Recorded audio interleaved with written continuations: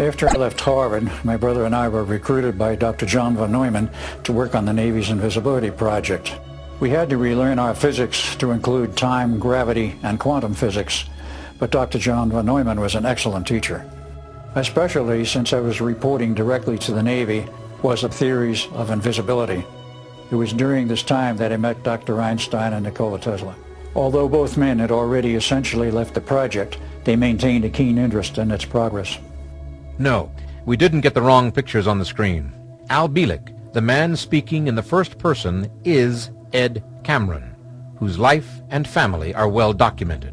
But in order to understand how Ed Cameron got to be Al Bielek, we have to go back to August 12, 1943, and the ill-fated second test. According to the letters written by Carl Allen to Morris Jessup, the second test didn't take place in the harbor, but somewhere in the open sea. The result was complete invisibility of a ship and all of its crew while at sea. The field was effective in an oblate spheroidal shape, extending 100 yards, more or less, out from each beam of the ship. Any person without that sphere could see nothing save the clearly defined shape of the ship's hull in the water. Carl Allen, or Allende, is the only person not aboard the USS Eldridge that day to come forward as an eyewitness. He claimed to have been aboard the steamer SS Andrew Furuseth as it passed within 100 yards of the Eldridge just as the test got underway.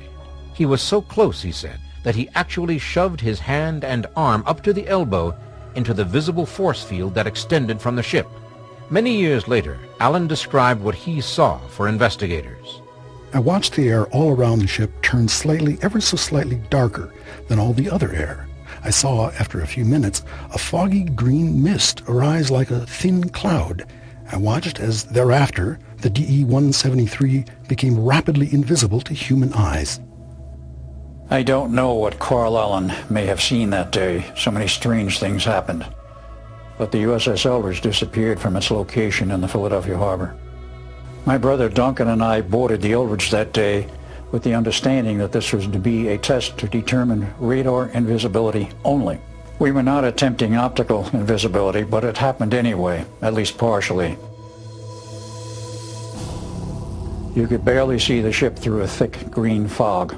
We obtained radar invisibility in about 70 seconds, but that's when things began to get strange.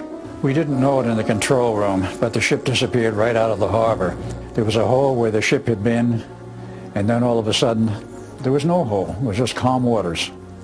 Duncan and I saw the banks of electron tubes glowing in a strange way. Then we started getting high voltage arcing, like tiny lightning bolts. The radio was nothing but static. We went for the main power controls, but they were frozen, so we decided we had to get out of there. But up on deck, things were even worse. There was a greenish haze everywhere. Sailors were wandering around, totally disoriented, almost to the point of being crazy. We couldn't shut down the equipment, and we could not contact anyone ashore, and we had no idea what was happening to the rest of the crew, so we decided to jump overboard, but we never hit the water.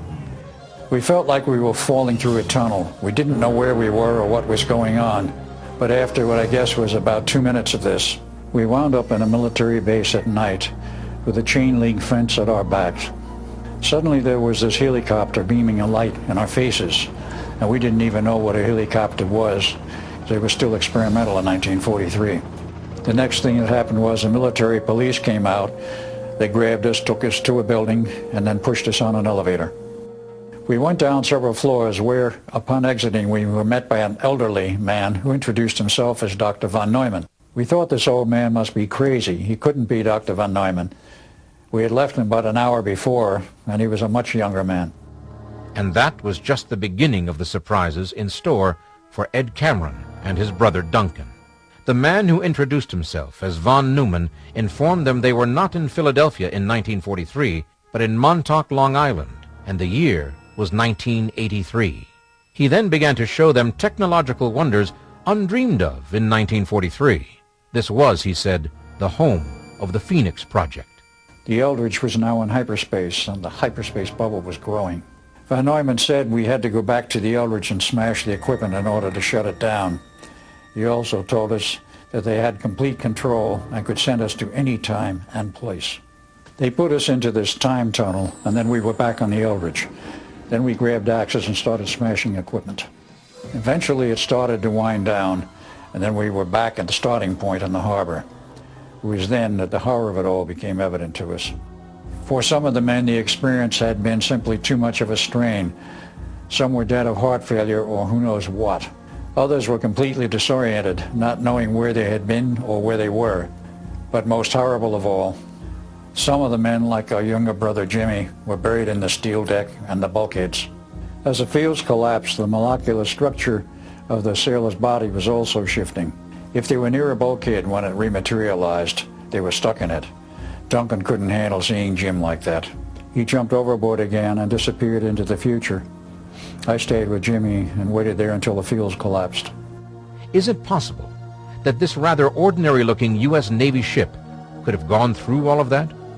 Did it go skipping through hyperspace like a flat rock on a pond, bouncing into the future and back again? For all intents and purposes, there are only two witnesses, Carl Allen, or Carlos Allende, whose letters to astronomer and UFO author Morris K. Jessup started the whole investigation, and Al Bielek, known as Ed Cameron during the time of the Philadelphia experiment. And candidly, his fantastic tale of timelines and hyperspace leave many people scratching their head. Is there anything else? Any hint of outside corroboration for these stories? Allen did refer to a newspaper article in a Philadelphia newspaper that describes an uproar in a dockside bar, but this story was about a different kind of uproar. According to the report, 3 sailors suddenly appeared in the bar as if coming out of a back room. The problem is, there was no back room in the bar. Even more startling, they left the same way they came in, through the back wall. Both Albert Einstein and Nikola Tesla had given up their experiments with the unified field theory years before the actual experiment. And in spite of the Navy's statements to the contrary, a number of investigators are convinced the government did, in fact, test not only optical invisibility, but a time machine that day.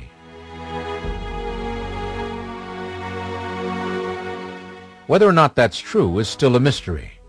The Navy still denies any involvement of any kind.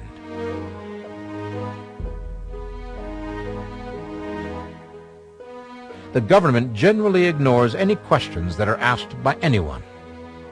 But it is interesting to note that the base at Montauk has suddenly acquired new doors and new locks.